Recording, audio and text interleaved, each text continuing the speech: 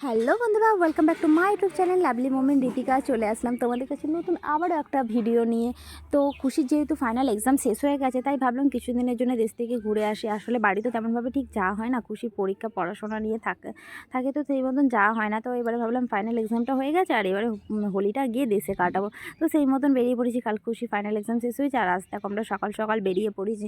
তো এখন বাজে সকাল 10টা আর আমাদের গাড়ি আছে বেলা 12টাতে। আর এখন আমরা ক্যাব বুক করে দাঁড়িয়ে আছি আর এই যে আমাদের ক্যাব এসে গেছে। তো আগে আমরা এই ক্যাবে করে এখন যাব গুয়াহাটি স্টেশনে। তো গুয়াহাটি স্টেশন থেকে ট্রেন ধরবো।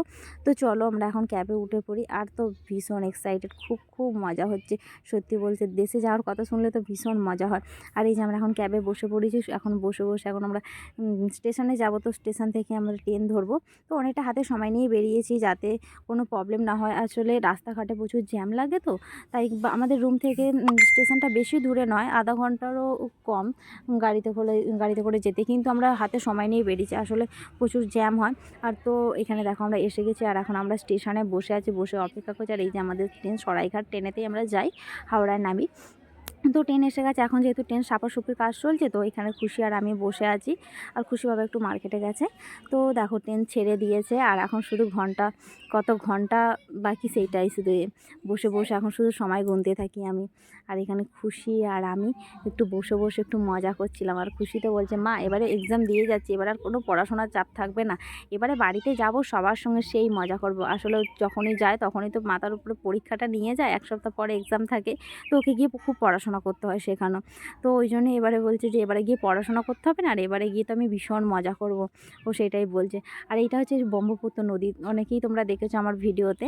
এইটা হচ্ছে সেই নদীটা। তো আমরা সকালে খাওয়া দাওয়া করে বাড়ি থেকে দুপুরে লাঞ্চটা নিয়েই আসছিলাম। তো সেইটাই ট্রেনে বসে ওইটা খাওয়া দাওয়া করে নিয়েছিলাম। ট্রেনে আর কিছু দুপুরের জন্য অর্ডার করিনি। কি জানো তো, আমি না হাফ ভিডিও করতেই ভুলে যাই। আর এই দেখো এটা হচ্ছে রাত্রিরের খাওয়া দাওয়া। রাত্রিরে হঠাৎ মনে পড়লো যে আমাদের তো খাওয়া দাওয়াটা ভিডিও করা হলো না, শ্যুট করা হলো না। তো রাত্রিরের খাবারটা একটু ভিডিও করে দেখালাম। আর এই ট্রেন থেকে নেমে তাড়াহুড়ো করে গাড়ি ধরতে আর একটুও তোমাদের সঙ্গে ভিডিওর ক্লিপটা শেয়ার করা হয়নি।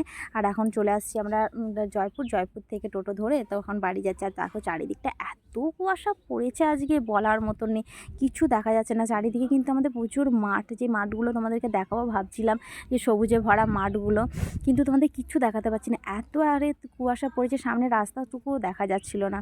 তো চলো বাড়িতে এসে গেছি আর দেখতেই পাচ্ছ অবস্থাটা, প্রচুর টায়ার্ড হয়ে গেছি। এতক্ষণে গাড়ি জার্নিটা এটা কি মুখের কথা বলো। তো ভীষণ টায়ার্ড হয়ে গেছি। তো চলো এবার ফ্রেশ হয়ে নিই। ফ্রেশ হয়ে তো তোমাদের সঙ্গে তো আরও ভিডিও আসতে চলেছে, না দেশে এসেছি বলে কথা, যেখানে সেখানে ঘুরতে যাব তোমাদের সব ভিডিও দেখাবো। আর তার আগে যারা আমার চ্যানেলটাকে এখনও সাবস্ক্রাইব করোনি অবশ্যই সাবস্ক্রাইব করে দিও। টাটা।